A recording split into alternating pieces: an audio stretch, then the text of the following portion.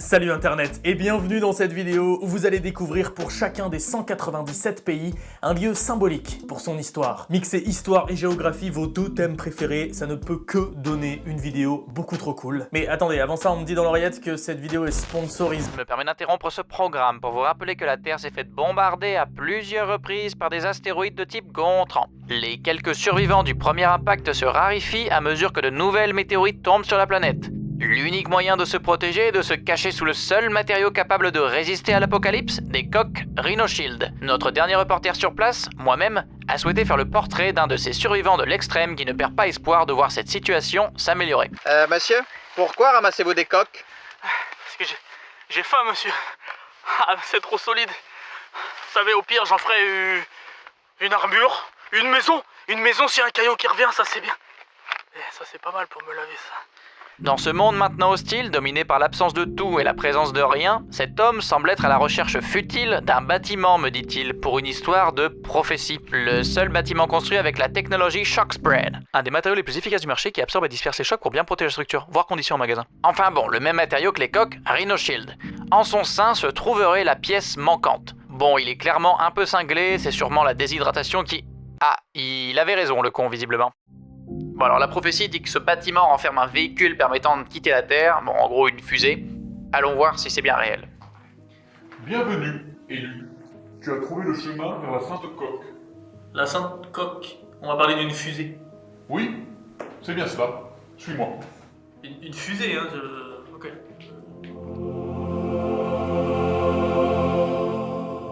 J'ai peut-être l'impression qu'on s'est mal compris là, non? Grâce à Rhino Shield, habillez et protégez vos téléphones avec des coques au design Assassin's Creed Valhalla, aux couleurs de la NASA, ou alors découvrez la nouvelle collection Hunter x Hunter qui... franchement, je connais pas le manga, mais sérieux, avec là, qu'elle est vraiment trop belle. Personnalisez vos coques pour AirPods, protégez vos Apple Watch ou vos téléphones avec la myriade de modèles Rhino Shield, et profitez jusqu'au 2 décembre de promotions incroyables qui vont de -5 à -60% sur tout le site Rhino Shield. Et... pardon, vous pouvez avoir -10% supplémentaire avec le code Doc7, mais qu'attendez-vous pour afficher vos passions aux yeux du monde?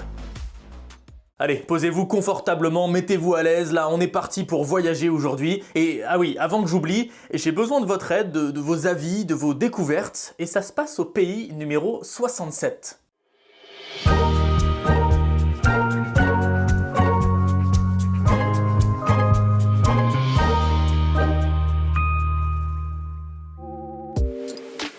On commence direct avec l'Afghanistan et son trône de Rostam, la structure pré-islamique la mieux conservée du pays. Un vieux monastère bouddhiste à moitié enterré et creusé dans la roche, une relique qui rappelle qu'il y a longtemps, toute cette zone était très influencée par le bouddhisme. Robben Island, tour à tour une léproserie, un centre psychiatrique, mais surtout une prison de haute sécurité où Nelson Mandela, premier président sud-africain, a passé 17 ans, et où Jacob Zuma, un autre président, a lui passé 10 ans. De nos jours, des excursions touristiques y sont organisées pour en apprendre un petit peu plus sur l'histoire de ce lieu. Albanie. Là, si vous avez vu ma vidéo 77 faits surprenants dans le monde, ça peut aider. Voici le château de Kruj, un des lieux phares qui a servi à la rébellion albanaise contre l'Empire ottoman, menée pendant 30 ans par le fameux Skanderbeg, héros du pays. De nos jours, c'est un musée. En Algérie, voici un petit palais construit au XVIIIe siècle par un dignitaire du sultan. C'est un des derniers exemples typiques de l'architecture de l'époque, à tel point que la villa Abdeltif, c'est son petit nom, fut classée monument historique en 1967 et abrite aujourd'hui le siège de l'Agence algérienne pour le rayonnement culturel. La Marienplatz à Munich est vieille, terriblement vieille, une des plus vieilles d'Europe même, 1158.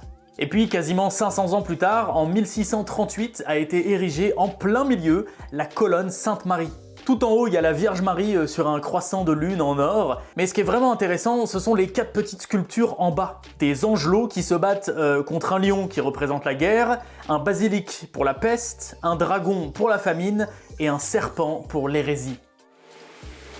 En Andorre, on trouve le sanctuaire de Merichel. Une première chapelle fut construite là au XIIe siècle et brûla malheureusement en 1972. Depuis, un deuxième sanctuaire y fut rebâti. Et vraiment, c'est un lieu terriblement important pour les habitants car il est dédié à la sainte patronne d'Andorre. Filons maintenant en Angola, dans la capitale, Luanda, pour découvrir le mausolée Agostinho Neto. C'est là que fut inhumé le premier président de la République du pays. Cette haute tour de béton et de marbre mesure 120 mètres, et dessus on retrouve le blason du pays, qui comprend une étoile, un engrenage et une machette. Pour Antigua et Barbuda, j'avais envie de vous faire découvrir le musée de l'arsenal de Horatio Nelson. Horatio Nelson, marin britannique le plus célèbre, qui a éclaté la flotte franco-espagnole à Trafalgar, bon, même s'il y est mort. Dans ce musée, qui n'est autre que sa maison d'origine lorsqu'il était sur place, on retrouve pas mal d'objets lui ayant appartenu. Ça a l'air plutôt stylé, et l'étage de la bâtisse est également à voir pour quiconque s'intéresserait à l'histoire militaire de Antigua et Barbuda. Voici les ruines d'Al-Oula, une petite ville fondée au milieu du désert au 6e siècle avant Jésus-Christ, le long de la route de l'encens à l'ouest de l'Arabie Saoudite. Toute cette zone autour de Al-Oula est une mine d'or archéologique. Il y a notamment le complexe nabatéen de Madain Saleh qui est vraiment pas loin, et donc cette vieille ville d'Al-Oula qui est maintenant adossée à une ville moderne de 40 000 habitants qui porte le même nom. D'ailleurs, la France et l'Arabie Saoudite ont signé un accord pour transformer toute la zone en grosse destination touristique basée sur ces trésors archéologiques. Tout un programme le truc. Le Teatro Colón de Buenos Aires, avec mon merveilleux accent, est une salle d'opéra qui se met au même niveau que l'Opéra de Paris ou que d'autres opéras magnifiques dans le monde. Il a été inauguré en 1908 et sa salle principale peut recevoir jusqu'à 3000 spectateurs. En fait, ce monument que vous voyez là, c'est le deuxième Théâtre Colón. Le premier a été détruit en 1888 parce que l'État souhaitait construire un truc beaucoup plus grand, beaucoup plus majestueux. Et quand on voit le résultat, franchement, Paris réussit. Pendant des années, cette salle fut le cœur de la culture de la capitale argentine. En 1910, Georges Clemenceau, qui se trouvait sur place, avait même dit que c'était, je cite, « le plus grand et probablement le plus beau théâtre du monde ». Bienvenue en Arménie, et non, c'est pas la tour d'astronomie de Poudlard, mais bien un monastère arménien qui date du XIIIe siècle. Une particularité peut-être? C'est très gentil à toi de poser la question. Il y a une partie souterraine où les prêtres vont pour prier. Mais bon, la vraie particularité, c'est surtout que les moines venaient déjà dans cette région au IVe siècle, et leur campement était établi dans des grottes à l'époque. Si ça c'est pas de l'attachement émotionnel à un lieu, je sais pas ce que c'est.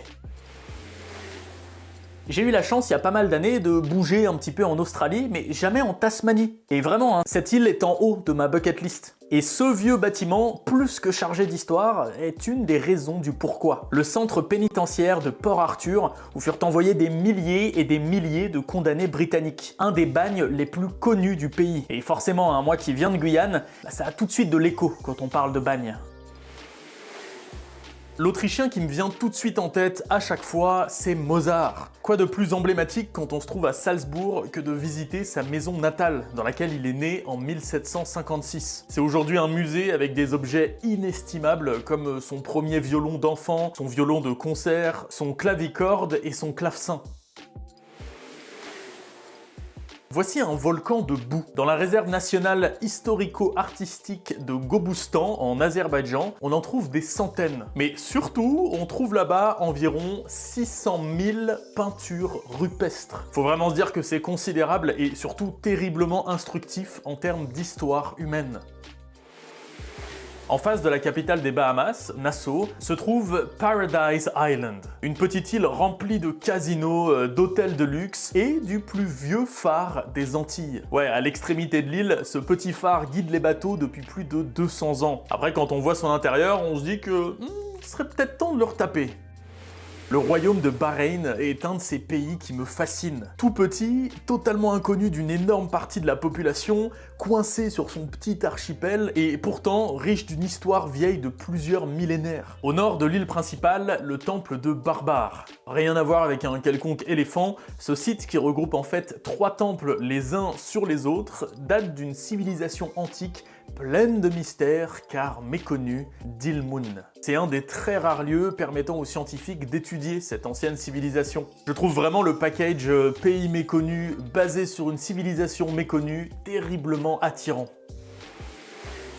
Quand on zoome au milieu de la campagne du Bangladesh, on tombe sur une structure assez surprenante. Un lac artificiel, des canaux, ce complexe date du XVIIe siècle et se trouve être la plus grosse concentration de temples hindous dans le pays. C'est l'œuvre d'une ancienne famille royale qui avait donc fait construire un palais et beaucoup de temples de plusieurs styles architecturaux. Le truc cool, c'est que tout est encore visitable aujourd'hui. Une très belle page de l'histoire du pays. Le musée de la Barbade représente parfaitement l'exemple du lieu symbolique dont je souhaitais vous parler dans cette vidéo. Avant d'être un musée se concentrant sur la richesse de l'histoire, de la culture et du patrimoine de l'île, ce bâtiment s'avérait être une prison du 19e siècle pendant la domination britannique. Tout un symbole vraiment.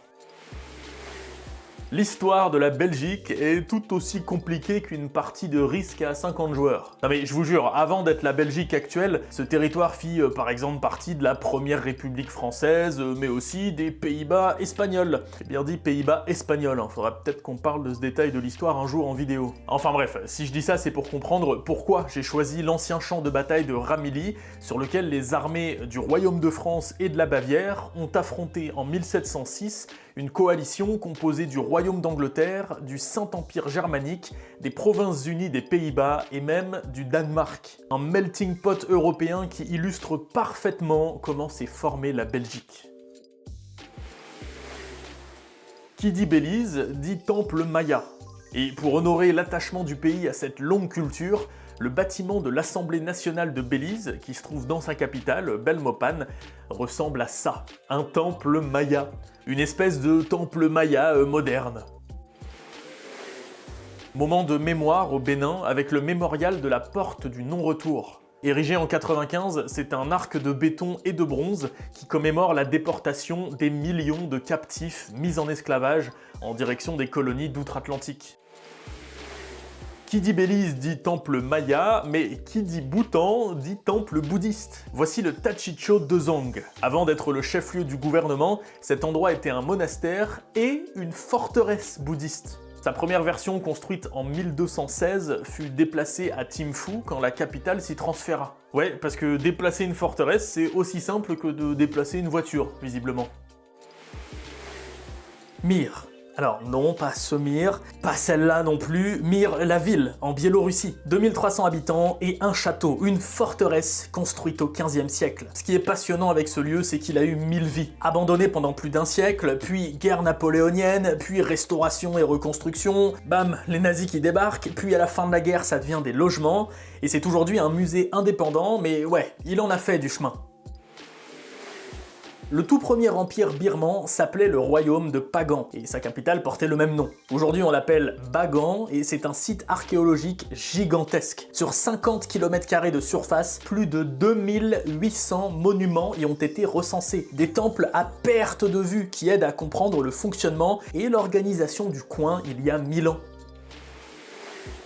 Je suis d'accord, on dirait pas une pyramide, mais ce que vous regardez est bien la pyramide d'Akapana. 194 mètres de long, 182 de large, elle compte 7 étages. Un monument bolivien qui n'a rien à voir avec les Incas, il date d'avant. La pyramide fut bâtie par les Tiwanaku qui en firent un haut lieu symbolique de leur civilisation. Malheureusement, le passage du temps, mais aussi des Incas et surtout des conquistadors, conduisit à sa dégradation. Les Espagnols notamment utilisèrent certaines des pierres du site pour construire une église chrétienne. Mais ouais, c'est vraiment un lieu comme je les aime qui montre à lui seul plusieurs pans de l'histoire d'un pays.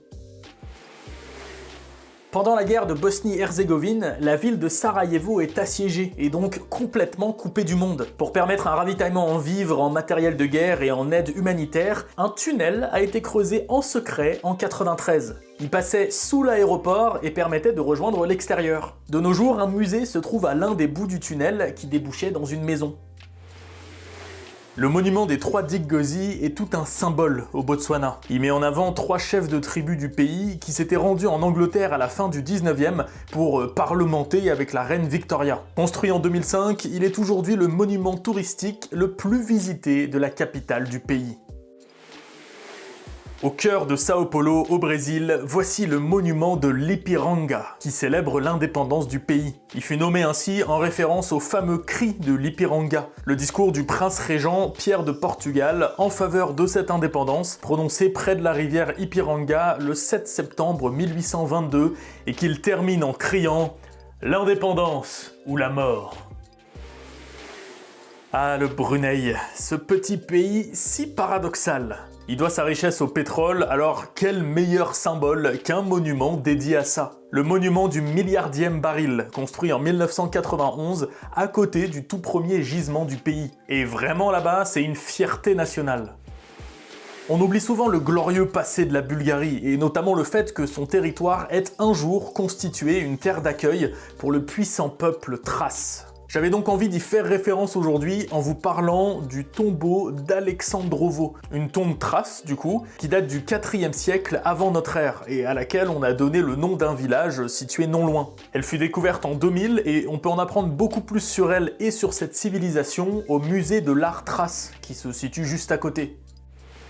Filons maintenant au Burkina Faso pour admirer les célèbres ruines de l'Oropénie, inscrites au patrimoine mondial de l'UNESCO. Le site s'étend sur plus de 11 130 mètres carrés, mais ces ruines restent néanmoins toujours très mystérieuses pour les chercheurs. Elles seraient a priori anciennes d'1 millier d'années et elles auraient été occupées, entre autres, par les Lorons ou les Koulangos, qui contrôlaient l'extraction et la transformation de l'or dans cette région entre le 14 et le 17e siècle. Mais ouais, pour le moment, personne ne sait qui les a construits. Si ce lieu doit encore livrer beaucoup de ses secrets, il montre nettement l'histoire très riche du pays.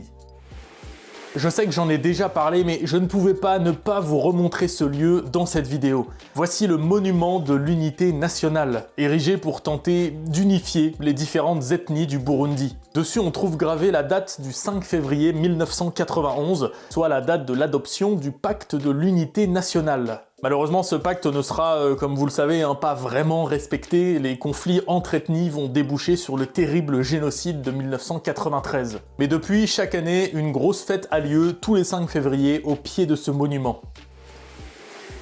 On commence les pays en C avec le Cambodge et le mémorial de Chong Ek. Le site permet de se rendre davantage compte des atrocités commises par les dirigeants Khmer Rouge à l'encontre du peuple cambodgien. C'est l'un des principaux lieux d'exécution de prisonniers de cette période tragique. Et de nos jours, c'est un endroit entièrement dédié à la mémoire des victimes. Voici le palais du roi des Bamoun, un édifice historique situé à Foumban, au Cameroun. Il date de 1917 et représente le siège du royaume des Bamoun qui se constitua au XIVe ou au XVe siècle. Les Bamoun possèdent leur propre écriture, ce qui est extrêmement rare, leur propre organisation politique et économique, et d'après ce que j'ai lu, leur roi réside encore de nos jours dans ce palais. Le Canada est si grand qu'il regorge forcément de lieux plus intéressants les uns que les autres. J'ai donc dû m'imposer un choix, et j'ai aujourd'hui décidé de vous parler de Signal Hill. Non, pas Silent Hill, Signal Hill. Il s'agit d'une colline surplombant la ville de Saint-Jean-de-Terre-Neuve, qui, à cause de sa position stratégique, devint un site privilégié de défense du port où plusieurs fortifications furent construites au fil du temps. Mais si ce site est intéressant, c'est aussi parce qu'il fut choisi pour devenir, le 12 décembre 1901, le lieu de réception de la toute première transmission sans fil transatlantique émise en morse. Le signal venait de la péninsule de Cornouailles en Angleterre, un lieu historique à plus d'un titre. L'histoire du Cap-Vert est passionnante et j'en ferai sûrement une vidéo dans le futur. Mais aujourd'hui, je voudrais vous parler du camp de concentration de Tarrafal. Il est situé sur l'île Santiago et représente un symbole de la répression du régime de Salazar. Pareil, Salazar, faudrait que je vous en parle un jour ou l'autre. Ce pénitencier a été choisi comme lieu de détention pour des opposants politiques. Une destination historique très importante si vous êtes en visite au Cap-Vert. Le palais des sports de Bangui. Génial Doc, un palais des sports pour la Centrafrique. Oui mais attendez, pas n'importe lequel. C'est ici qu'a eu lieu le sacre complètement dingue de Jean Bédel Bokassa en 1977. La cérémonie est absolument indécente et a coûté 150 millions de francs français, soit près d'un quart du budget du pays. Non mais regardez-moi toutes ces dorures. Bokassa aura décidément bien marqué son pays. Bon, malheureusement pas de la bonne manière. Le musée de la mémoire et des droits humains de Santiago rappelle une période marquante de l'histoire du Chili, puisqu'il est consacré aux crimes réalisés par le régime d'Augusto Pinochet. 37 000 cas de torture, plus de 3 000 morts ou disparus, des milliers de détentions illégales. Ce musée rend hommage aux victimes et participe également au devoir de mémoire du pays. Pour la Chine, aucune hésitation. Le site de Longmen et ses 1400 grottes creusées dans la roche et contenant près de 100 000 statues et symboles de Bouddha ou de ses disciples. L'ensemble date d'avant le Xe siècle. Incroyable, non? Il paraît même qu'une prophétie raconte qu'une de ces grottes enferme la sainte coque Rhinoshield et que des hommes sont à sa recherche depuis des millénaires. Comme vous le savez, Chypre a deux parties, une à tendance turque et une à tendance grecque. La rue Lédra se trouve à Nicosie et a été le théâtre d'affrontements en 1963 entre les chypriotes grecs et turcs. Elle a finalement été rouverte en 2008 avec la destruction symbolique du mur et la création d'un checkpoint. Un pas vers la réunification de l'île peut-être. Voici la Ciudad Perdida, la plus grande ville des Indiens Tairona, l'un des peuples les plus anciens de Colombie. Fondé vers l'an 800, ce lieu incroyable est probablement abandonné à cause de la conquête espagnole. Il n'empêche qu'il rappelle lui aussi l'histoire très riche de son pays et vraiment, ça me donne très envie d'y faire un tour. Aux Comores, sur l'île d'Anjouan, se trouve Moutsamoudou et sa citadelle qui date du XVIIIe siècle. Le sultan Abdallah Ier l'a fait construire pour protéger l'île des attaques de pirates. Et de nos jours, de vieux canons y sont toujours visibles et toujours dirigés vers le port d'ailleurs. Le Congo-Brazzaville doit son nom à Pierre Savorgnan de Brazza, l'explorateur italien naturalisé français qui explora l'Afrique centrale et fonda un poste à l'endroit même où se trouve la ville de Brazzaville maintenant. Depuis 2006, on trouve justement dans cette ville un mémorial qui lui est dédié et qui contient sa dépouille. Il y a des pays où les gens détruisent les symboles coloniaux pour les remplacer par les leurs. C'est le cas de la République démocratique du Congo qui a détruit la statue équestre du roi belge Léopold II pour la remplacer par un mausolée dédié à un ancien président, Laurent-Désiré Kabila. Pour en apprendre plus sur l'histoire avec un grand H des îles Cook et son héritage culturel qui daterait du 8e ou 9e siècle, direction le musée national qui mixe en son sein art, anthropologie ou encore histoire naturelle. Qui dit Corée du Nord dit Kim Jong-un, culte de la personnalité, tout ça, ok. Mais est-ce que vous aviez déjà entendu parler du roi Kongmin, qui régna au 14e? Non, parce que je ne connaissais pas du tout son existence, moi, avant d'écrire cette vidéo. Il a décidé de son vivant de se faire construire un tombeau encore existant de nos jours, et qui retrace une histoire de la Corée du Nord différente de ce qu'on entend tous les jours. Après la Corée du Nord, la Corée du Sud. Et pour ce pays, je voulais vous emmener ici, à la forteresse de Hwasong, je sais pas trop comment ça se prononce. Elle est construite au XVIIIe siècle pour honorer le père du roi Jeongjo, lui servir de repos éternel quoi. La forteresse entend allier les dernières découvertes de l'Orient et de l'Occident en matière de défense. Dans le golfe de Nicoya, au Costa Rica, se trouve l'île-prison de San Lucas. Elle a fermé en 1991 après avoir abrité de dangereux criminels pendant près de 120 ans, ainsi que des prisonniers politiques pendant la dictature. En plus du développement touristique du lieu, l'île est classée réserve naturelle pour sauvegarder plusieurs espèces animales y vivant. On retourne en Afrique, direction Grand Bassam, ville historique très importante de la Côte d'Ivoire. En fait, la ville est divisée en deux par un bout de lagune avec un pont qui l'enjambe. D'un côté, le vieux quartier colonial français qui a gardé l'architecture de l'époque et qui est de plus en plus déserté, et de l'autre, le nouveau Bassam qui est devenu le centre commercial de la ville après avoir été le quartier des serviteurs africains des colons. Pour la Croatie, voici le Memorial Park de Dudik, un lieu qui permet de se souvenir de deux guerres qui ont radicalement transformé le pays. Il est d'abord construit en 1980 pour rendre hommage aux centaines de civils exécutés à cet endroit pendant la Seconde Guerre mondiale, puis le monument est en partie détruit pendant la guerre d'indépendance croate. Il est finalement restauré depuis 2016. Voici le château de San Pedro de la Roca à Cuba. Il est construit au XVIIe siècle avec pour vocation de protéger le port de Santiago contre, entre autres, les raids de pirates. Bon, pas de bol, la forteresse est construite sur une zone sismique et a donc à plusieurs reprises été endommagée par des tremblements de terre. Et petit fun fact historique, en 1678, des troupes françaises ont tenté de prendre le château et ce fut un échec.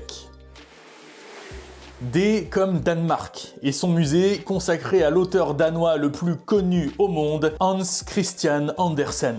Ce mec a juste écrit des contes archi-célèbres comme La Petite Sirène, Le Vilain Petit Canard ou encore La Reine des Neiges, je vous jure. Et le musée se trouve en plus dans la maison où il est né. Il n'y a pas qu'en Europe où on peut trouver des tumulus, vous savez, ces sépultures surmontées d'un amas de terre ou de pierre. À Djibouti, par exemple, on a retrouvé d'anciens complexes funéraires vieux de plus de 3000 ans. Certains garnis d'armes de l'époque, voire même de pierres précieuses. Regardez-moi ça. Voici quelques sculptures et pétroglyphes qu'on peut trouver à l'intérieur de cavernes situées dans le parc national Los Aitices, en République dominicaine. Ils auraient été réalisés par le peuple des Taínos qui occupaient le coin avant l'arrivée des Européens. Je les trouve beaucoup trop mignons, ces pétroglyphes. Pour la Dominique, pas trop d'hésitation. La place du vieux marché de Roseau, la capitale. Cet endroit joua en son temps un rôle ultra important. C'est là que se tenaient les réunions politiques, qu'avaient lieu les exécutions, c'est là qu'on organisait les ventes d'esclaves. On y faisait aussi de nombreux échanges avec les îles environnantes. Si cet endroit pouvait parler, il en aurait des choses à nous raconter sur l'histoire de la Dominique.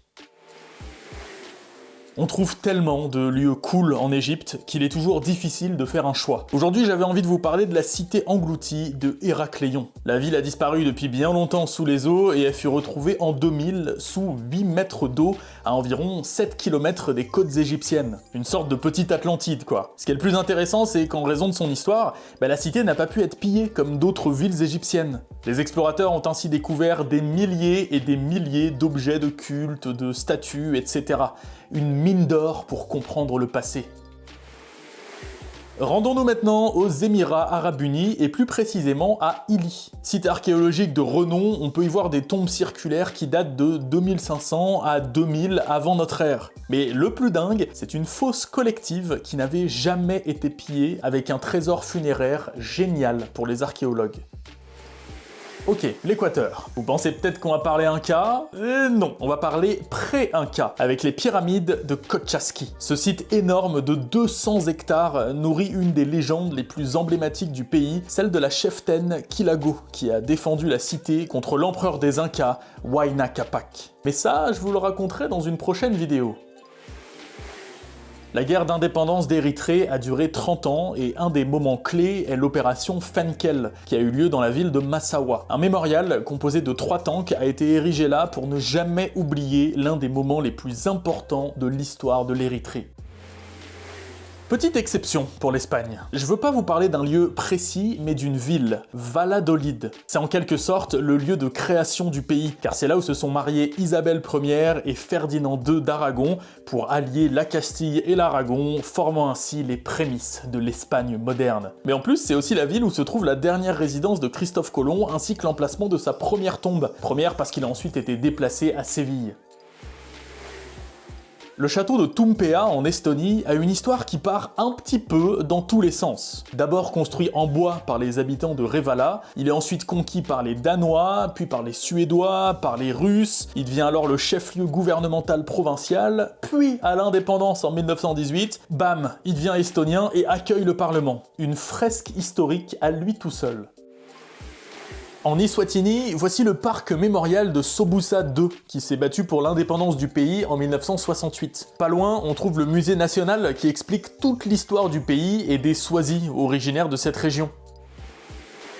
Bon, pays où je vais ouvertement tricher. J'ai déjà fait tellement de vidéos sur les États-Unis, sur les 50 États, que je vous laisse aller piocher parmi tout ça pour un lieu symbolique. Je vous mets quelques liens en description si ça vous intéresse. Au nord de l'Éthiopie se trouve la ville d'Aksum, et donc les fameux obélisques d'Aksum. Ces grandes stèles marqueraient les emplacements des tombeaux des empereurs aksumites qui ont régné pendant des siècles. Et si vous souhaitez voir le contenu des tombeaux, il faut aller au musée archéologique d'Aksum et d'Addis Abeba. Le parc historique de la batterie de Momi Bay est un des principaux sites de défense des Fidji contre une possible invasion japonaise pendant la Seconde Guerre mondiale. Et on parle d'un truc bien costaud, avec bunker, fils barbelés, canons anti-chars, canons anti-aériens, la totale. Les Fidji représentaient à l'époque un point beaucoup trop stratégique pour les Américains à ne surtout pas perdre. Pour la Finlande, voici une nouvelle forteresse, celle de Suomenlinna. Elle est construite au 18e sur un groupe d'îles situé à l'entrée de la rade d'Helsinki, selon des principes très clairement inspirés des théories de Vauban, ça se voit tout de suite. Objectif, protéger la frontière de l'Empire russe qui se fait de plus en plus menaçant, mais pas de chance, la forteresse n'est pas insurmontable. Elle est prise par les Russes dès 1808. C'est le jeu, ma pauvre Lucette. Ah, la France. Pas évident de choisir, et c'est pour ça que j'ai besoin de vous. La dernière fois, je vous avais demandé de me présenter des lieux insolites de votre département ou de votre région. Cette fois-ci, la tâche est plus technique, mais peut-être un peu plus intéressante. Quel est, par chez vous, l'endroit le plus important, historiquement parlant? Le lieu de naissance d'un héros local, la mine qui a permis il y a un siècle le développement de toute une ville, la ruine romaine qui a permis de commencer à peupler de façon pérenne le coin. Vraiment, il peut y avoir énormément d'options, donc n'hésitez pas, lâchez-vous en commentaire. N'oubliez juste pas de mettre dans votre message un petit hashtag au nom de votre département pour pouvoir les retrouver plus facilement, et peut-être qu'on fera une version de cette vidéo juste pour la France. De mon côté, c'est bien sûr ultra subjectif, mais l'endroit que je serais tenté de mettre ici, c'est celui-ci, le bagne de Saint-Laurent-du-Maroni, ma ville natale. Je vous en ai déjà parlé dans plusieurs vidéos et vous savez qu'il a une importance toute particulière pour moi. Au nord de Port-Gentil, la deuxième plus grosse ville du Gabon, le Cap Lopez, le lieu d'un des plus grands marchés aux esclaves. De nos jours, le Cap Lopez est un grand terminal pétrolier et, bâtiment insolite, un phare a été construit là en 1911 par les ateliers Gustave Eiffel, mais malheureusement il est aujourd'hui laissé à l'abandon et se fait grignoter par l'océan. J'en ai déjà parlé, mais impossible de penser à un lieu plus symbolique pour la Gambie que la tristement célèbre île Kunta Kinte, anciennement île James. Située à 30 km de l'embouchure du fleuve Gambie, elle représentait un lieu stratégique idéal pour les Occidentaux et fut donc utilisée comme comptoir dans le cadre du commerce d'esclaves. Pour la Géorgie, je veux vous parler du monastère de David Karedja, qui était un centre monastique et de pèlerinage où se rendaient les rois en personne. Plus qu'un simple monastère, c'est en fait un complexe gigantesque avec des églises, des chapelles, des grottes, des terrasses agricoles. Le problème, c'est qu'il se trouve sur la frontière entre Géorgie et Azerbaïdjan, donc les deux pays se disputent le lieu. Encore un lieu chargé d'histoires tristes et sombres, mais dont il faut parler, le fort de Cape Coast, au Ghana. C'est peu connu, mais la côte ghanéenne est constellée de dizaines de vieux forts construits par les Anglais, les Hollandais, les Danois, les Portugais et même les Suédois. Cape Coast est certainement l'un des plus importants. Les esclaves passaient par là pour rejoindre les bateaux qui les emmenaient vers les Amériques. Ah, la Grèce. Tellement de lieux historiques et symboliques que ça en devient difficile de choisir, mais j'ai fait mon choix, le site archéologique d'Olympie. Cet endroit a été habité dès la préhistoire et fut le berceau du culte de Zeus, le roi des dieux grecs. Là-bas, on y trouve toutes les installations pour les Jeux Olympiques, car les premiers s'y sont déroulés en 776 avant notre ère. Tout petit pays des Caraïbes, c'est à Grenade que se trouve la cathédrale de l'Immaculée Conception de Saint-Georges. Les Français la construisent au milieu du XVIIe, puis l'île est cédée à l'Angleterre qui convertit le lieu à la confession chrétienne anglicane. Mais finalement, elle redevient catholique en 1800. Détruite en grande partie par un ouragan en 2004, elle a depuis été rénovée et est encore maintenant un lieu très important de la capitale grenadienne. Construit au XVIIe siècle, le château de San Felipe de Lara était le port principal du Guatemala. On y stockait des marchandises, des munitions, de l'or, et le fort avait autant une fonction de défense contre les corsaires ou les pirates qu'une fonction prison, voire même centre des douanes. Le tout placé évidemment à un endroit bien stratégique d'un point de vue fluvial. Rendons-nous en Guinée avec la case à Palabre. C'était le lieu de rencontre pour prendre toutes les décisions importantes entre les chefs de canton, les chefs de village, le gouverneur, les notables. Alors l'extérieur ne paie pas de mine, mais l'intérieur est dingue. Construite dans les années 30, elle n'est plus utilisée aujourd'hui, mais vous pouvez quand même la visiter. La deuxième Guinée, Bissau cette fois-ci, et un lieu dont j'ai déjà parlé, la forteresse São José da Amura. Elle a été construite par les Portugais à la fin du XVIIe siècle, sur la côte au niveau de la capitale actuelle, Bissau. À l'intérieur, le cimetière des martyrs où repose notamment Amilcar Cabral, le héros de la guerre d'indépendance de la Guinée-Bissau et du Cap-Vert. Et enfin, la dernière Guinée, la Guinée équatoriale et sa Casa Verde, qui est située à Malabo. C'est l'ancienne ambassade du Portugal et ce qui m'amuse, c'est qu'elle a été préfabriquée en Belgique au début du 19e avant de se retrouver assemblée ici. Et ouais, encore maintenant, c'est un endroit très important pour la capitale du pays. Au Guyana, à l'intersection des fleuves Cuyuni et Mazaruni, sur une toute petite île perdue au milieu de la forêt amazonienne, une porte. C'est tout ce qu'il reste du fort de Kik-Overall. Il date du début du XVIIe et servait de centre de commandement aux colons hollandais. S'il est aujourd'hui dans cet état, c'est d'abord parce qu'il s'est à plusieurs reprises fait attaquer, que ce soit par les Anglais, les Français ou même les Espagnols, mais aussi et surtout parce que les blocs de pierre qui la constituaient ont été récupérés pour d'autres constructions. J'adore le nom de ce lieu, le Palais Sans Souci, situé sur la commune de Milo, en Haïti. Il est construit à partir de 1810 pour accueillir Henri Christophe, le premier président du pays et roi de la partie nord d'Haïti. Pas loin de là, on trouve également la citadelle La Ferrière, qui date de la même époque et qui est la plus grande forteresse d'Amérique. Beaucoup trop impressionnante. Hola, ¿qué tal? El Honduras y la fortaleza de San Fernando de Omoa. Oui, ok, encore une forteresse, mais écoutez, dans ces régions-là du monde, ces vieux bâtiments militaires fourmillent d'histoire. Elle est construite par les Espagnols entre 1756 et 1775, et elle fait quand même pas loin de 4400 mètres carrés. À la base, elle devait permettre de résister aux attaques de pirates qui, finalement, ont préféré ne pas trop se pointer, tu m'étonnes. À noter quand même, la forteresse fut conquise par les Anglais en 1779, pendant la guerre d'indépendance américaine. Alors tout de suite, on voit pas bien le lien, mais si on ajoute à l'histoire le fait que l'Espagne se soit alliée aux États-Unis et aux Français contre les Britanniques, eh ben ça devient tout de suite beaucoup plus clair. Le quartier de Var, à Budapest, héberge le fameux château de Buda qui surplombe la ville. Une partie de ces remparts était à l'époque sous la protection de la guilde des pêcheurs. Ils vendaient leurs poissons au marché tranquille, et puis si guerre il y avait, hop, ils devenaient des pêcheurs guerriers. Le bastion des pêcheurs construit à la fin du 19e siècle est là pour nous rappeler ce fun fact. Encore un gros pays, donc encore beaucoup de difficultés, mais pour l'Inde, j'ai choisi de vous montrer le site d'Ellora. Ce qui est hyper cool avec ce lieu, bon déjà c'est qu'il est canon objectivement, mais c'est aussi et surtout qu'on y trouve à la fois des temples bouddhistes, des temples hindouistes et des temples jaïnistes. 3 religions importantes dans le pays. Une belle diversité qui représente, je trouve, particulièrement bien l'Inde. Est-ce que vous connaissez le royaume de Majapahit? Il s'agit d'un royaume fondé à la fin du XIIIe siècle et situé dans la partie orientale de l'île de Java, en Indonésie. Il connut son apogée au XIVe et XVe siècle, et les images que vous voyez, ce sont des ruines du site archéologique de Trowulan, ce qui reste de ce qui fut probablement sa capitale. N'empêche, quand on y pense, il existe tellement d'anciennes civilisations bien trop méconnues. Et en parlant d'anciennes civilisations, c'est en Irak que l'on trouve les ruines de la mythique cité de Babylone, la puissante ville antique de Mésopotamie. Mine de rien, c'était à l'époque une des plus vastes cités du monde, et elle est aussi super connue pour avoir abrité l'une des 7 merveilles du monde antique, les fameux jardins suspendus de Babylone.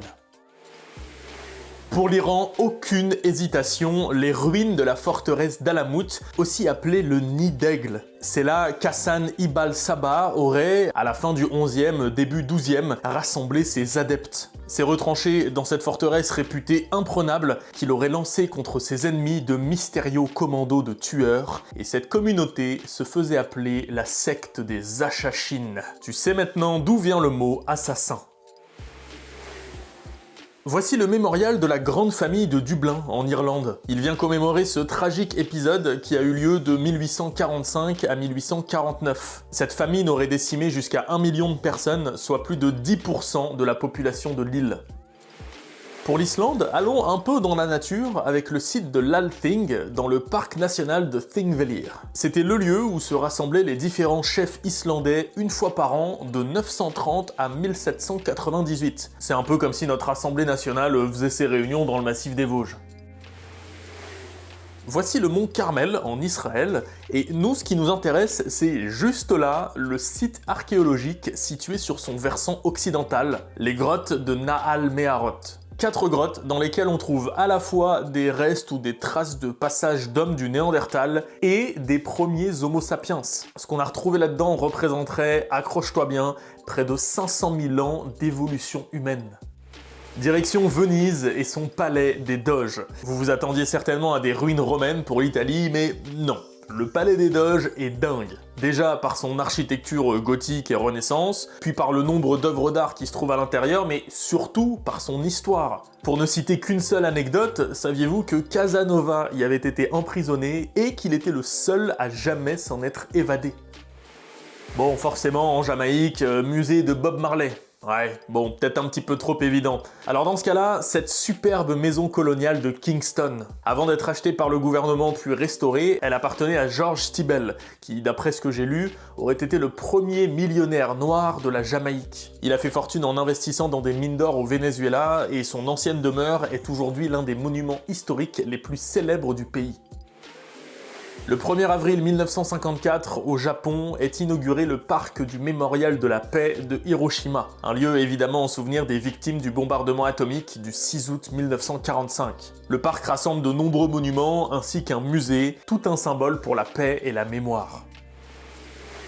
Quand on dit voyage en Jordanie, on pense immédiatement au site nabatéen de Pétra, beaucoup moins à l'antique cité de Jerash. L'ancienne ville est pourtant assez fantastique. Elle est passée entre les mains des Grecs, des Romains, des Byzantins, et ses ruines sont super bien préservées. On peut y voir plusieurs temples, un forum, un hippodrome, l'arc d'Adrien. Bref, c'est un lieu qui en cache plein d'autres. Moi je dis que c'est à faire absolument. Est-ce que vous voyez ce qu'est une pyramide ? Des trucs pointus là. Exactement, mais celle-ci date de 2006. Elle est très récente et elle est le symbole de la paix et de la réconciliation entre les religions et les cultures. Elle abrite une salle d'opéra, le musée national de la culture ou encore un centre de recherche sur les ethnies et groupes géographiques du Kazakhstan. Pour le Kenya, le lieu que j'ai choisi est plutôt particulier. Il s'agit des grottes de Shimoni sur la côte sud de Mombasa. Au XVIIe et XVIIIe, ces grottes ont été utilisées par les marchands d'esclaves pour parquer des hommes et des femmes avant que ceux-ci ne prennent la mer. Certains étaient même enchaînés directement aux parois et d'après ce que j'ai vu, certaines des chaînes utilisées existent toujours au fond de la grotte. Ce lieu-là m'intrigue beaucoup. Voici le site de Saymalu Tash. Il est situé à environ 3000 mètres d'altitude dans le sud du Kirghizistan. La plus grande collection de pétroglyphes d'Asie centrale. C'est juste incroyable. On y trouve près de 90 000 gravures racontant la vie quotidienne et les croyances des premières civilisations du pays. On y trouve aussi plusieurs lieux de culte, ce site étant considéré depuis toujours comme sacré. Le musée culturel des Kiribati est appelé Te Umanibong, et même s'il n'est pas immense, 300 mètres carrés, on y trouve de l'art local, des bijoux, des peintures et des armes qui datent de la Seconde Guerre mondiale, le Kiribati étant sous occupation japonaise de 41 à 45. Voici le Fort Rouge, aussi appelé le Palais Rouge au Koweït. Sa construction a commencé à la fin du 19e et il était au départ destiné à la défense de l'agriculture à Al-Jarrah. Il a aussi été le lieu d'une bataille menée en 1920 contre l'Arabie Saoudite. Bon, malheureusement, de nos jours, les visiteurs ne peuvent pas entrer à l'intérieur. Jetons un œil au plus ancien temple de Vientiane, la capitale laotienne. Le Wat Sisaket a beau avoir été le dernier temple construit en 1818 avant l'invasion des Siamois, il est le seul bâtiment à ne pas avoir été détruit par les envahisseurs en 1827. Il a quand même plus de 200 ans aujourd'hui. Et non, quand on parle des Siamois, on parle des Thaïlandais, dont le royaume s'appelait Siam, il y a un bail, on parle pas des chats. Le plateau de Taba Bosiu au Lesotho est considéré comme faisant partie des monuments nationaux du pays. Il a été, à partir de 1824, le bastion et la capitale de Moshoeshoe Ier, le roi qui a fondé la nation Basotho. Le plateau lui a, en quelque sorte, servi de forteresse naturelle. La maison des Têtes Noires en Lettonie date du XIVe siècle. En 1477, elle devient la résidence temporaire pour les marchands célibataires qui passaient par Riga. Ils faisaient partie de la confrérie des Têtes Noires. Et pourquoi ce nom? Tout simplement parce que l'emblème était une tête d'Africain qui représentait Saint Maurice, leur saint patron aux origines nubiennes. Pour le Liban, zéro hésitation, la forêt des cèdres de Dieu. Ces arbres restent incroyables et ils sont l'emblème du pays, on en trouve d'ailleurs un sur le drapeau libanais. En France, la cérémonie d'investiture du président se tient à l'Élysée. Et ben, au Liberia, ça se passe au Centennial Pavilion. Au sous-sol se trouvent de nombreuses statues importantes du pays, et c'est par exemple là que repose William Tubman, président du Liberia pendant 27 ans. Le site archéologique de Sabrata, en Libye, est incroyable, et il illustre à lui seul le patrimoine culturel plurimillénaire du pays. La ville a été bâtie au 7e siècle avant notre ère. Elle a ensuite fait partie du royaume numide de Massinissa, avant d'obtenir le statut de colonie romaine. Aujourd'hui, le site le mieux préservé de cette époque est peut-être son théâtre. Il a été construit entre le 1er et le 2e siècle, et il pouvait accueillir jusqu'à 5000 spectateurs. Au sein de la minuscule nation du Liechtenstein se trouvent plusieurs châteaux, et notamment celui du Gutenberg, qui surplombe la ville de Balzé depuis le Moyen-Âge. Ce qui est surprenant, c'est que des fouilles archéologiques ont été menées sur sa colline et dans sa cour, et on a trouvé des objets datant de l'époque néolithique. Comme quoi, les humains ont vraiment tendance à rester au même endroit. La ville de Trakai, en Lituanie, a un temps été la capitale du pays avant d'être remplacée par Vilnius. Elle est connue pour ce joli château médiéval, ancien lieu de résidence du grand-duc, qui est situé, comme vous pouvez le voir, sur une île au milieu d'un lac. Il est énorme, magnifique et a essuyé plusieurs batailles, dont une contre les chevaliers teutoniques qui l'ont dévasté. Voilà. Et à environ 1700 km de là se trouve le Luxembourg et ses célèbres casemates de Bock. Ce sont des kilomètres et des kilomètres de couloirs souterrains construits dès le XVIIe siècle pour se défendre contre les ennemis du royaume d'Espagne, parce que oui, à l'époque, le Luxembourg était espagnol. Enfin bref, les casemates ont eu de nombreuses fonctions à travers les années, même Vauban est venu un coup bosser dessus, à tel point qu'à la fin du XVIIIe, on pensait l'endroit complètement imprenable. Pour ce pays, qui, je vous le rappelle, ne s'appelle plus Macédoine tout court, mais Macédoine du Nord, hop, direction la forteresse de Samuel. Elle est située dans la ville d'Ohride et elle est très ancienne. On en parle déjà au 5e siècle et ses fondations sont peut-être encore plus vieilles que ça. Elle a sûrement, cela dit, été largement transformée par le tsar Samuel Ier de Bulgarie, qui, au Xe siècle, a décidé de faire de la ville d'Ohride la capitale de son empire. Une capsule temporelle qui raconte parfaitement l'histoire du coin. On retourne en Afrique, à Madagascar, à la découverte de cet édifice, le palais royal de Manja Kamiadana, qui a eu plusieurs versions. Déjà, ce roi, monsieur, accrochez-vous bien, Andrianam Poinimerina, avait construit là un prémisse de lieu important, puis en 1839, la reine Ranavanola Ier fait raser cet endroit et fait construire un palais en bois, et puis on progresse comme ça dans le temps, jusqu'au 6 novembre dernier, date à laquelle le président et sa famille ont inauguré sa rénovation.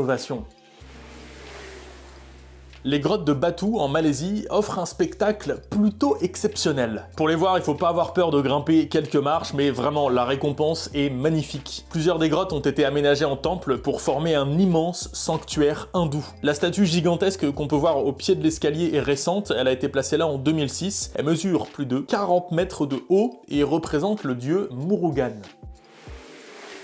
Pour le Malawi, une petite, non pas petite, mais une église bien symbolique, l'église Saint-Michel et tous les anges. Et tous les anges, ok? Construite entre 1888 et 1891, elle a même une légende, ses bâtisseurs n'avaient apparemment aucune connaissance en construction. De plus, cette église est le tout premier lieu saint chrétien érigé entre le Zambèze et le Nil.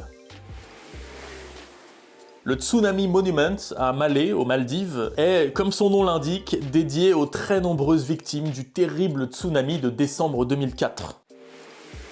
Pour le Mali, j'aimerais bien me rendre dans la région de Gao pour voir la tombe pyramidale des Askia. On dirait pas comme ça, mais ce tombeau a été édifié par l'empereur du peuple Songhai, Askia Mohamed, à la fin du XVe siècle, en 1495. Petite halte en Méditerranée pour aller à Malte voir la citadelle de Gozo. Le site en lui-même est une forteresse naturelle et est occupé par l'homme depuis 1500 avant notre ère. Les remparts et toutes les constructions ont évolué avec les années, les invasions, les changements politiques. De nos jours, il y a pas mal de musées en son sein, dont le musée de l'archéologie de Gozo. On file maintenant au Maroc pour découvrir les ruines de la mosquée Hassan. Elle devait être, après celle de Samarra en Irak, la plus grande mosquée du monde musulman. Bon, manque de chance, le projet a été abandonné à la toute fin du XIIe siècle, c'est vraiment très vieux. Aujourd'hui, on remarque surtout, en plus des colonnes qui devaient au départ soutenir le toit de l'édifice, le minaret de la mosquée. Il devait au départ être beaucoup plus grand. Le Pacifique maintenant et les îles Marshall. Ça, c'est l'île de Liquiep et juste là, vous avez la Debrum House, la dernière maison de plantation tropicale de Capel & Co. Pourquoi c'est historique? Parce que les familles Capel et Debrum, qui étaient à la tête de cette entreprise, ont été hyper influentes au début du XXe dans l'archipel. Le Morne-Brabant, sur l'île Maurice, n'est pas une montagne comme les autres. Elle a pendant longtemps été le refuge des esclaves marrons. Les marrons, c'était les esclaves qui avaient réussi à s'échapper. Avec sa forêt et son altitude de 555 mètres, le Morne-Brabant était une cachette parfaite. Aujourd'hui, c'est un lieu de mémoire de la période coloniale de l'île. Bienvenue en Mauritanie, à Azzougui. Aujourd'hui ça ne semble rien, mais au XIIe siècle, cet endroit était grandiose. Une ville berbère entière, une forteresse entourée de 20 000 palmiers, et surtout placée à un endroit stratégique sur la route commerciale transsaharienne entre Maroc et Ghana. J'aurais adoré voir à quoi ressemblait ce lieu à son apogée.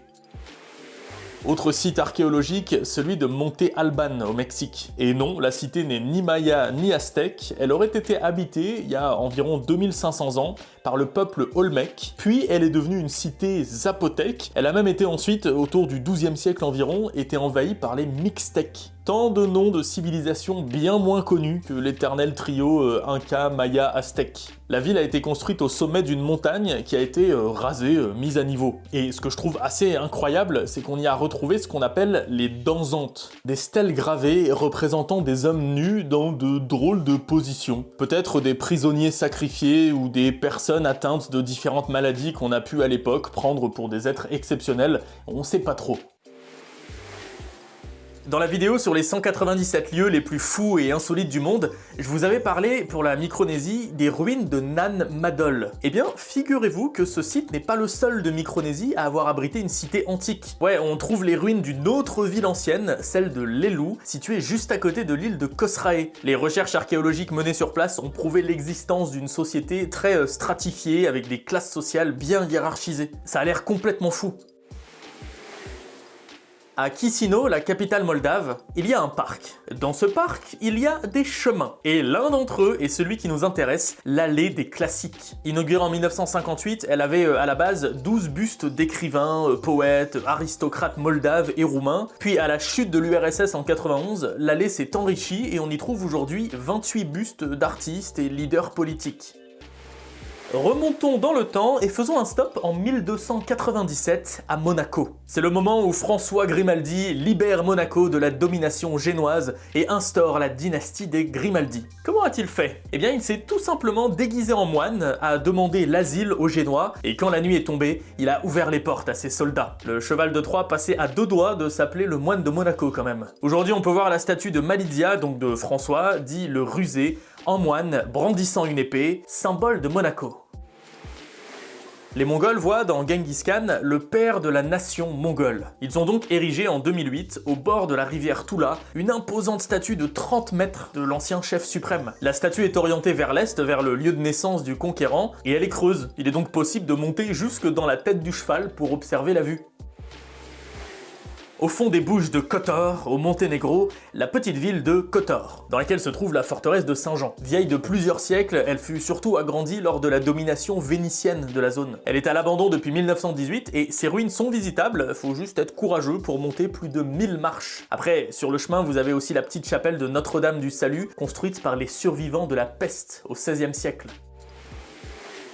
Le plus vieux fort d'Afrique subsaharienne, il est au Mozambique. Les Portugais ont mis plus de 50 ans à le construire et il est toujours là. Le fort de São Sebastião est au nord de l'île de Mozambique et juste derrière se trouve une petite chapelle construite en 1522 dont je vous ai déjà parlé et qui, pareil, est considérée comme un des plus vieux bâtiments européens de l'hémisphère sud.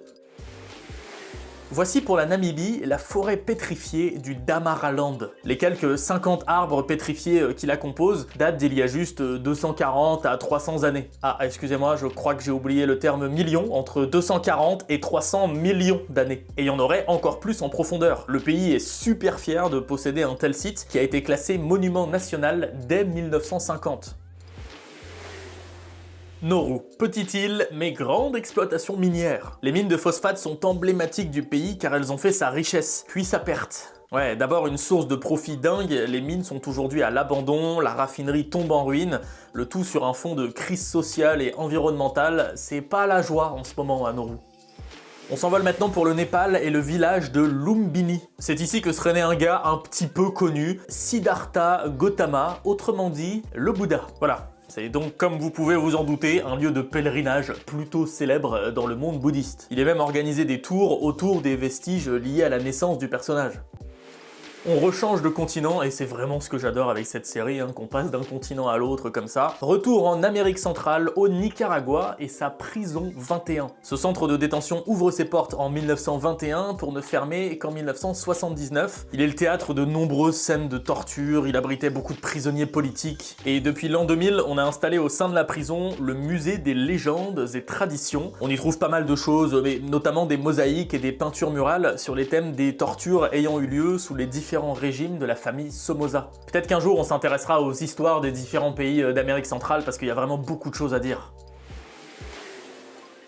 Cette importante bâtisse, c'est le palais du sultan de la région de Dosso, au Niger. Sultan qu'on appelle aussi le Zarmakoy. Ce palais a été construit en 1904 et il est inscrit depuis 2006 sur la liste indicative du patrimoine de l'UNESCO. Tous les chefs de la chefferie de Dosso, qui se sont succédés depuis la construction du palais, y ont été inhumés. Ce truc là, c'est Olumorok, et ça se trouve au nord-est de la ville d'Abeokuta, au Nigeria. Le rocher a servi à la fois d'abri et de forteresse au peuple Egba au 19e siècle, pendant une guerre intertribale. Il est maintenant tenu en haute estime par les membres du clan, et c'est aussi l'une des destinations touristiques populaires du pays. Niue compte moins de 2000 habitants, donc on peut directement oublier l'idée de trouver un grand château fort, une immense cathédrale, non. Le patrimoine du pays se trouve davantage dans sa culture que dans ses bâtiments. C'est pour ça que j'ai choisi de vous parler du musée Taoga Niue. Il est certes pas très grand, mais on y trouve divers objets d'artisanat, des livres, des photographies qui permettent d'en apprendre davantage sur l'île et son histoire. Après les cocotiers du Pacifique, le pays de la chaleur étouffante, des soirées barbecue en slip et des paysages vraiment moches, la Norvège, et son manoir d'Eidsvoll. C'est un endroit ultra symbolique pour les Norvégiens puisque c'est là qu'a été signée la constitution du pays, en 1814. En signant ça, le pays se déclarait indépendant et du Danemark et de la Suède. Et ben ça a pas plu à tout le monde. Dans la foulée, il y a eu la guerre suédo-norvégienne de 1814, et pendant près d'un siècle, les deux pays ont formé une espèce d'union hybride. Tout ça parti d'un coup de signature au manoir d'Eidsvoll. C'est plutôt connu comme monument, mais voici la Sky Tower à Auckland, en Nouvelle-Zélande. Elle culmine à 328 mètres de haut et demeure le plus haut bâtiment de l'hémisphère sud. Pour comparaison, c'est un petit peu plus haut que notre tour Eiffel, dont l'antenne culmine à 324 mètres de haut. Oman est un pays beaucoup trop peu connu, situé sur la péninsule arabique. On y trouve, entre autres, cet incroyable fort du XVIIe siècle, le château de Jabrin. Au départ, ça devait être un simple palais résidentiel destiné à Bilarab bin Sultan. Seulement, à la mort de son père en 1679, ce dernier est devenu imam, et il a alors décidé de déplacer le siège du gouvernement de Rustak à Jabrin, ce qui donnait évidemment beaucoup plus d'importance au château. Et comme son règne n'a pas été de tout repos, qu'il a notamment été en lutte contre son propre frère, il a fait transformer le château en véritable forteresse. Vous ne savez pas à quoi ressemble l'architecture traditionnelle des Ganda, un peuple vivant principalement en Ouganda? Eh bien à ça, c'est un super exemple. Voici le mausolée des rois du Bouganda, construit en 1881, où les dépouilles des 4 derniers rois ont été inhumées, lieu devenu sacré et symbolique pour les Ougandais. Bon, malheureusement il a été victime d'un incendie en 2010, puis d'un autre en juin 2020. Il y a aujourd'hui un fonds d'urgence pour le patrimoine de l'UNESCO qui est mis en place pour le reconstruire. L'Ouzbékistan a ouvert, dans les années 90, un musée consacré à Tamerlan, un chef de guerre turco-mongol, fondateur de la dynastie des Timourides. Après son indépendance en 91, le goal du pays était de construire une vraie nation ouzbèque en se reposant sur son ancien passé timouride, d'où le musée. À Islamabad, la capitale du Pakistan, fut installé le monument du Pakistan, c'est vraiment son nom, ils sont pas allés le chercher très loin celui-là. Il a été construit pour être un symbole de l'unité nationale du pays, et il représente une fleur qui s'ouvre. Il y a 4 grands pétales qui chacun symbolisent une des 4 provinces du pays, et 3 petits pétales qui eux représentent les 3 territoires pakistanais. Imaginez une île du Pacifique, en l'occurrence qui fait partie de l'archipel des Palaos. Vous allez tout au nord et vous tombez sur ça, un cercueil en pierre, le sarcophage de Tête El Bad. Ce monument m'intrigue beaucoup trop. Il a l'air d'avoir été posé ou déplacé là complètement par hasard, sans qu'on sache trop pourquoi. Après, j'imagine que ça a un lien avec un autre site qui est juste à quelques kilomètres de là, où se dressent des dizaines de monolithes à la sauce Karnak du Pacifique. Très intriguant tout ça. En Palestine se trouve la grotte de Choukba. C'est un site préhistorique où on a découvert 45 squelettes humains, ainsi que des silex taillés, des perçoirs, des grattoirs, mais aussi des os de gazelle taillés en pointe. Encore un lieu très important pour la recherche anthropologique. Le fort de San Jerónimo au Panama est un bel exemple d'architecture militaire espagnole des XVIIe et XVIIIe siècles. Vous avez l'habitude maintenant avec les forts de cette région, il était destiné à lutter contre la piraterie, mais aussi à défendre les douanes royales de Portobello, une des chambres de commerce les plus actives d'Amérique. De nos jours, il est carrément en ruine, mais il a joué un rôle majeur dans la région. Sur la partie Papouasie de l'île de Nouvelle-Guinée se trouvent 116 hectares de marécages. Vous voyez pas forcément le lien avec un quelconque lieu symbolique, et c'est normal, ces marécages sont en fait un ancien site agricole, le site de Cook. Des fouilles ont mis en lumière que ces marais ont été cultivés presque continuellement depuis 7000 voire 10 000 ans. Et vraiment, un site archéologique comme ça, il y en a très peu dans le monde. La Casa de la Independencia, dans la ville d'Asunción, au Paraguay, n'est peut-être pas très jolie, mais elle m'intéresse beaucoup, parce qu'elle a servi de lieu de rencontre secret pour divers protagonistes de l'indépendance du pays vis-à-vis de l'Espagne. Aujourd'hui, on peut la visiter, c'est devenu un petit musée. Est-ce que vous avez déjà entendu parler de la ligne d'eau de Hollande ? En gros, il s'agit d'une ligne de défense constituée de plusieurs dizaines de forts et de terrains inondables, qui, lorsqu'ils étaient pleins de flotte, devaient gêner l'avancée d'éventuels ennemis. Le système est plutôt ingénieux quand on y pense, et il a été imaginé et mis en place dès la fin du XVIIe siècle. Sur la route du Machu Picchu au Pérou se trouve la forteresse inca d'Ollantaytambo. C'est là que les Espagnols et les Incas se sont affrontés après la chute de Cusco. Et clairement, c'est un des lieux du pays avec les lignes de Nazca que j'aimerais beaucoup voir.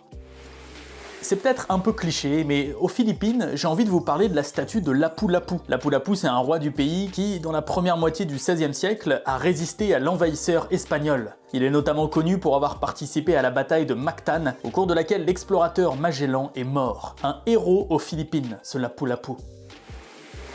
En Pologne, ce n'est pas une statue, mais un nouveau château qui m'intéresse. Le château de l'ordre teutonique de Malbork. Il s'agit d'un monastère du XIIIe siècle qui a été largement embelli au début du XIVe, quand il est devenu le nouveau siège du grand maître de l'ordre. De nos jours, il a été largement remis en état après tous les dégâts qu'il a subis pendant la Seconde Guerre mondiale. Symbole de l'ancien empire portugais, voici le monument aux découvertes. Il a été construit à Lisbonne en 1960, sous la dictature de Salazar, pour le 500e anniversaire de la mort de Henri le Navigateur, un ancien prince du Portugal. Il vient également rendre hommage aux grands navigateurs portugais des 15e et 16e siècles. Au nord du Qatar se trouve le vieux fort de Zoubara et les ruines du village du même nom. Le village a prospéré au 18e et 19e grâce à la pêche et surtout au commerce de la perle, mais malheureusement a fini par être enseveli sous les sables du désert. La mosquée, le port, le souk, hop, tout ça sous le sable, et d'une certaine façon ça a un petit peu protégé le lieu de tous les dégâts du temps. Les ruines ainsi que le fort sont aujourd'hui classés au patrimoine mondial, ils montrent un peu comment on vivait au Qatar et plus généralement dans les pays du Golfe avant l'exploitation du pétrole ou du gaz. Entre le 1er siècle avant notre ère et le 1er siècle après notre ère, les Daces, un peuple du nord-est des Balkans, ont construit et non pas une, mais 6 forteresses pour se défendre des Romains. Les forteresses daces des monts Dorachtier. Elles ont été très utiles pendant les guerres daciques de Trajan contre l'Empire romain au 2e siècle. Bon, ça a quand même fini par une annexion du royaume dace par les Romains, mais il y a eu un effort. Il y a forcément énormément de monuments ou de lieux historiques symboliques qui me font envie au Royaume-Uni, mais le mur que l'empereur romain Adrien a fait construire pour défendre son empire des attaques barbares venues du nord est tout en haut de ma liste. Je trouve ça toujours incroyable d'imaginer que les Romains soient venus jusque-là et que leur empire était aussi vaste.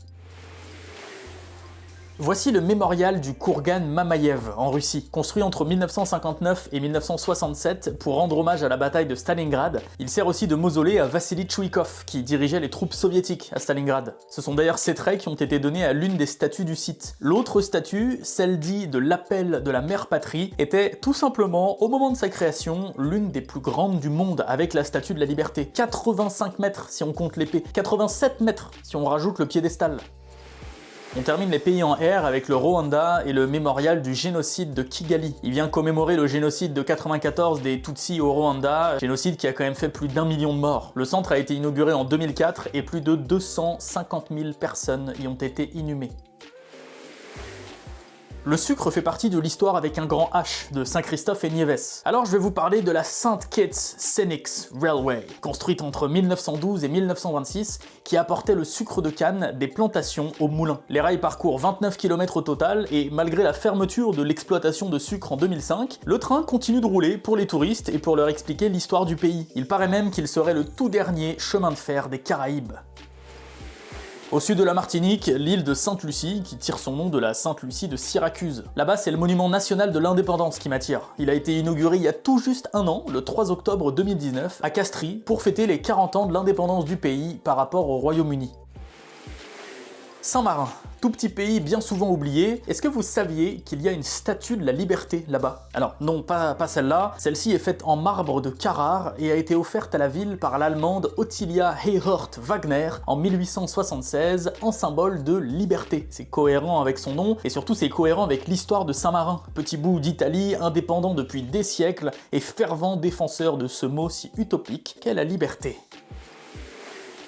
La construction du fort Charlotte de Saint-Vincent et les Grenadines est intéressante puisqu'elle a commencé à la fin du XVIIIe siècle par les Français et a finalement été terminée au début du XIXe par les Anglais. Mais ce qui me plaît le plus avec ce fort, c'est que ses canons sont dirigés vers la terre et non vers la mer. J'ai lu que c'est parce que les garnisons craignaient à l'époque davantage une attaque des Indiens Caraïbes qu'une réelle offensive maritime.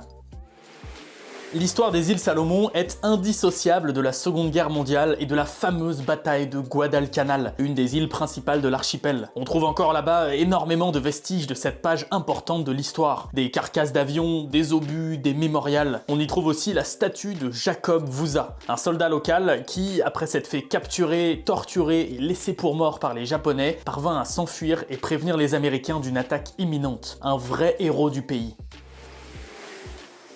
Voici, messieurs dames, le phare du Pacifique. Le volcan Izalco, au Salvador, a été utilisé comme moyen de repère par un grand nombre de marins pendant des dizaines d'années. Je sais pas si vous vous rendez compte, il se servait parfois de la lumière émise par la lave en fusion pour s'orienter et atteindre le port d'Acajutla.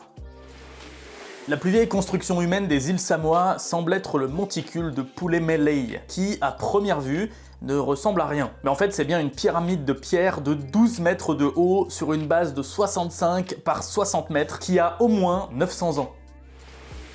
Sao Tomé et Principe est un tout petit état insulaire africain proche de l'équateur. Il est entre autres connu pour sa production de cacao et justement, on peut trouver sur la côte est de l'île les vestiges de la Roça d'Agua Izé. Les Roças étaient des exploitations dédiées au cacao ou au café. Celle d'Agua Izé a été fondée en 1854 et jusqu'à l'indépendance du pays, donc en 1975, elle est restée l'une des plus grandes et plus modernes de l'île. Aujourd'hui, le site est totalement à l'abandon, tout a été envahi par la végétation.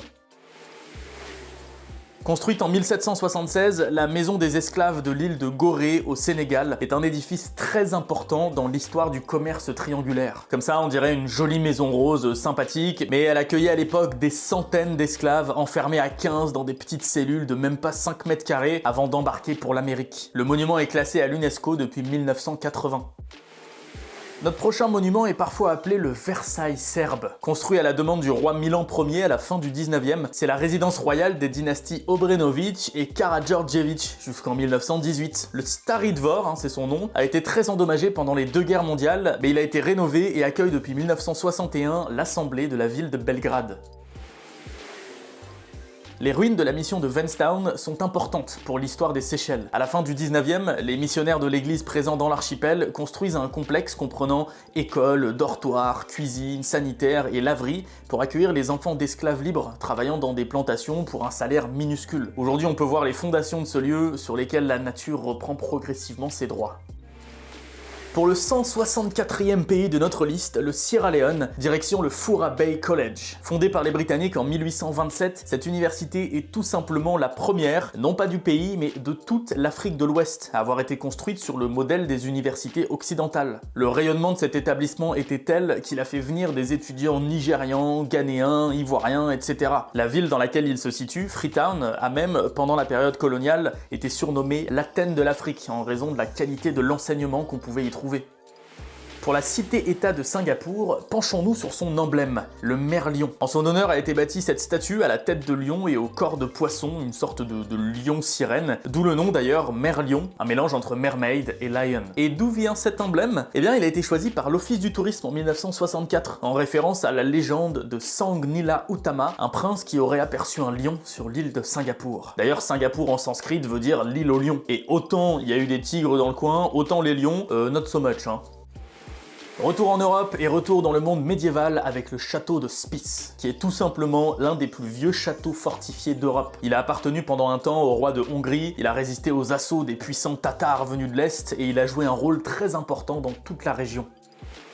De décembre 1943 à mai 1945, la Slovénie abritait un hôpital secret. Dans une vallée près de Cerkno, des Slovènes soignaient les soldats des deux côtés, sans distinction, bon, même si à côté ils organisaient la résistance contre les nazis et l'Italie. Aujourd'hui, l'hôpital est un musée que j'irais bien visiter.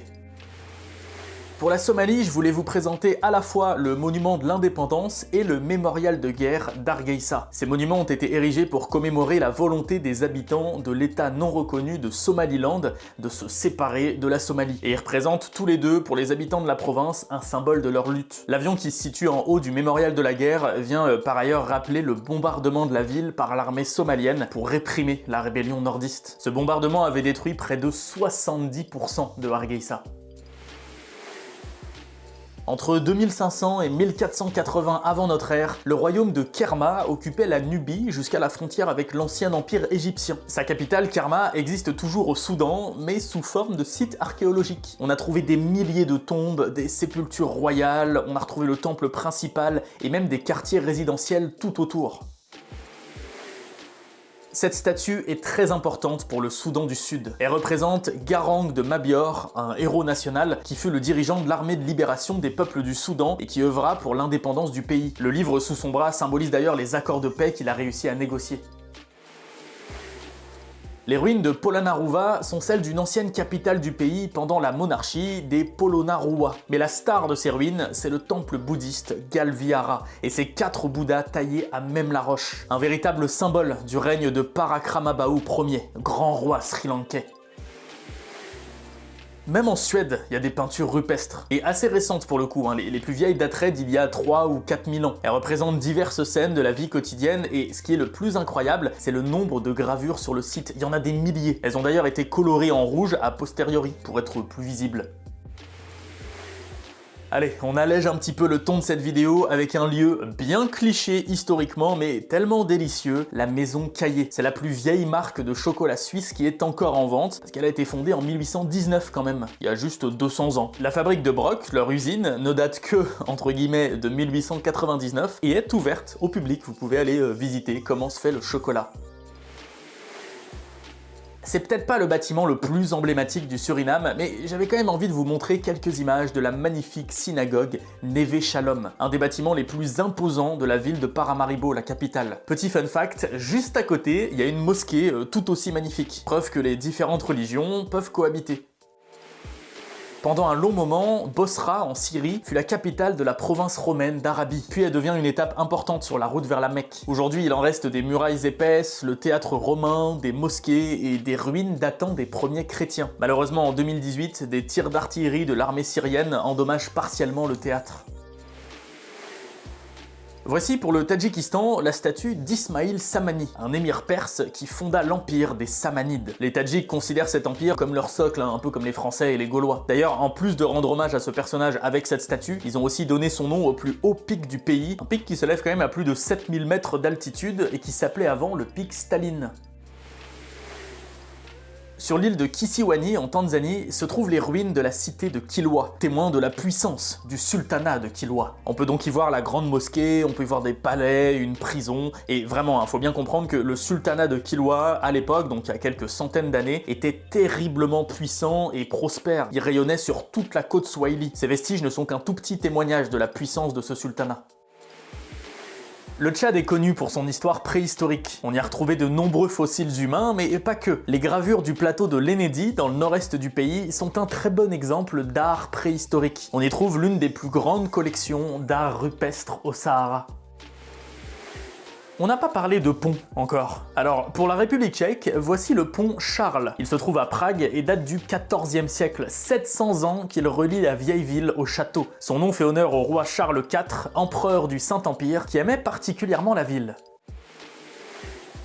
180 pays et toujours pas l'occasion de placer notre palmier national. C'était sans compter l'existence de la grotte de Phra Nang en Thaïlande. Surnommée la grotte de la princesse, elle abriterait un esprit bienveillant et protecteur. Comme offrande, pour bénéficier de sa bénédiction en mer ou juste pour réaliser un vœu, on lui donne un objet de forme phallique. Voilà, vous étonnez pas si vous passez dans le coin de voir des dizaines et des dizaines de caquettes en bois dans une grotte au bord d'une plage, c'est tout à fait normal. Et par rapport au palmier iconique de la chaîne, sachez que j'ai mis en place le bouton rejoindre juste en dessous de la vidéo, qui permet à ceux qui veulent de soutenir la chaîne et de bénéficier de plusieurs contreparties assez sympas, comme voir les vidéos en avant-première, proposer vos envies de thèmes et justement, utiliser en émoticône parmi d'autres ce cher palmier si important pour nous tous.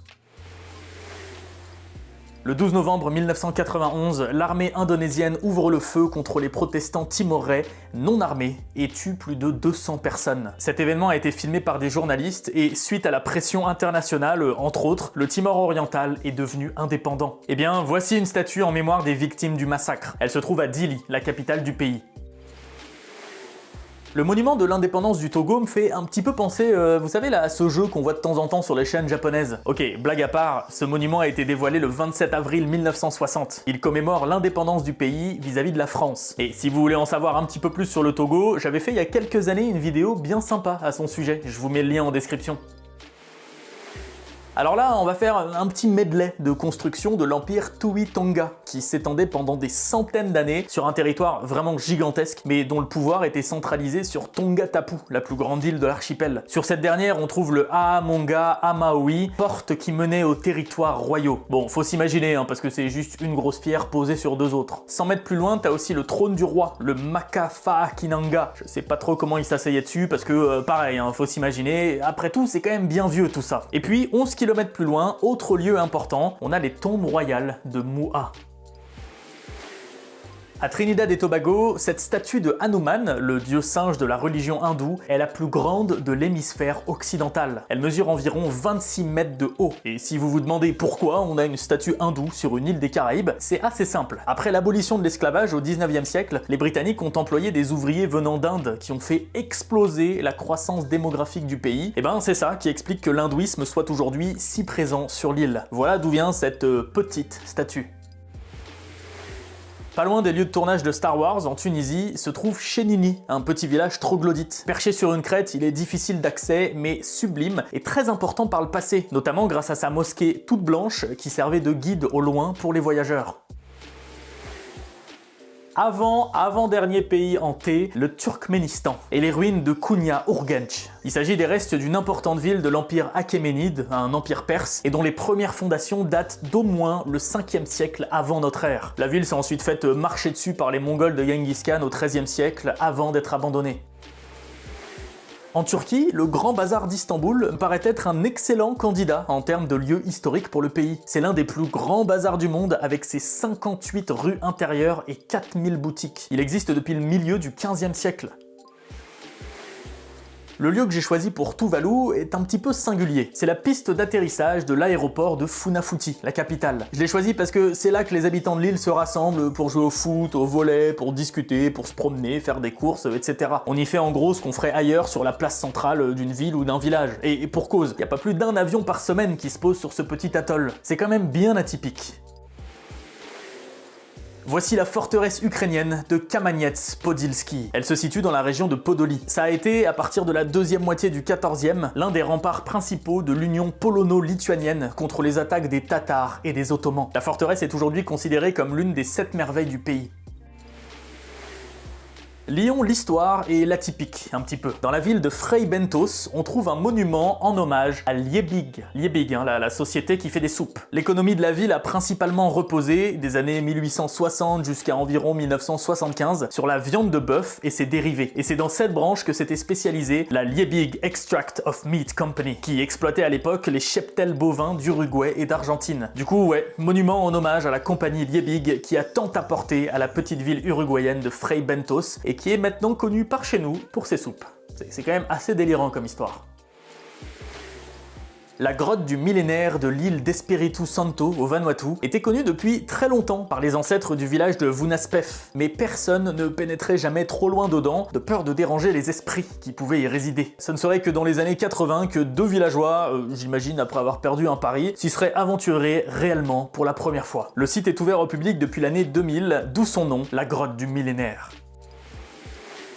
Il y a plusieurs monuments incroyables au Vatican, mais l'endroit que je voulais vous présenter pour son aspect solennel, c'est la Chambre des Larmes. C'est une petite chapelle qui, en soi, n'a rien de spécial, mais c'est là que le pape qui vient de se faire élire va pour se recueillir et s'habiller après le conclave, et donc avant d'apparaître devant la foule. L'histoire veut que chaque pape élu y pleure en se rendant compte des responsabilités qui pèsent désormais sur ses épaules. Ce monument du Paseo Los Próceres se situe dans la ville de Caracas, capitale du Venezuela. Il est composé de 4 grandes pièces de marbre. Les 2 qui sont blanches comportent des bas-reliefs sur les batailles les plus importantes du pays pour accéder à l'indépendance. Celles qui sont noires servent de base à 10 statues de certains des héros les plus influents de cette période. Les tunnels souterrains de Cu Chi, au Vietnam, sont incroyables. Ils ont été créés sous l'Indochine française avant d'être considérablement développés lors de la guerre du Vietnam. À son apogée, il s'agissait d'un immense réseau de galeries d'environ 250 km, dont l'accès se faisait grâce à des trappes bien dissimulées. Ultra pratique en temps de guerre et d'une symbolique folle pour le pays. Aujourd'hui, ces tunnels existent encore et on peut les visiter. Voici le palais de Seyoun, construit au Yémen en 1920. Sublime, hein. Tout blanc, il est fait en argile et a du mal à résister à la négligence et aux pluies et encore moins aux ravages de la guerre qui est en cours dans le pays depuis des années. À l'intérieur se trouve un musée avec des objets plus ou moins précieux venant de fouilles archéologiques, mais aujourd'hui la plupart de ces objets sont cachés pour éviter que quiconque s'en empare, en attendant que le pays redevienne sûr. Les peintures préhistoriques de Muela Rock en Zambie sont remarquables. Le site en comprend près de 700 et ces dernières sont attribuées aux chasseurs-cueilleurs qui se trouvaient dans la région à l'âge de pierre. J'ai aussi lu que c'était un des sites d'Afrique où les peintures rupestres étaient le plus condensées de tout le continent. Et voilà, nous y sommes. Dernier pays de cette vidéo, le Zimbabwe. Merci beaucoup à tous ceux qui sont encore là. Vous allez avoir la chance de découvrir les ruines de Kami. Ce sont des vestiges de la capitale de la dynastie Tolwa, qui a régné sur le royaume de Butua de 1450 à 1683. Je les trouve juste incroyables, avec notamment ce mur de 6 mètres de haut et 68 mètres de long qui permettait de contenir les glissements de terrain. Et comme je vous l'ai dit en intro, n'hésitez pas et foncez découvrir les offres de RhinoShield. Elles sont vraiment folles. Jusqu'au 2 décembre, les promos vont de -5 à -60%. Et en plus, vous avez 10% supplémentaires avec le code DOC7. Je vous mets un lien direct en description, ce sera beaucoup plus simple. En tout cas, merci à eux d'être des supports réguliers de la chaîne et merci à vous d'être toujours là. Je prends à chaque fois un plaisir fou à vous proposer des grosses vidéos comme ça. Et vraiment, ça me touche que ça vous plaise également. Abonnez-vous si vous voulez pas louper les autres vidéos qui arrivent. Lâchez un pouce, un commentaire, cliquez sur le bouton rejoindre si vous voulez soutenir la chaîne. Et moi je vous dis à très vite pour une prochaine vidéo. Salut Internet.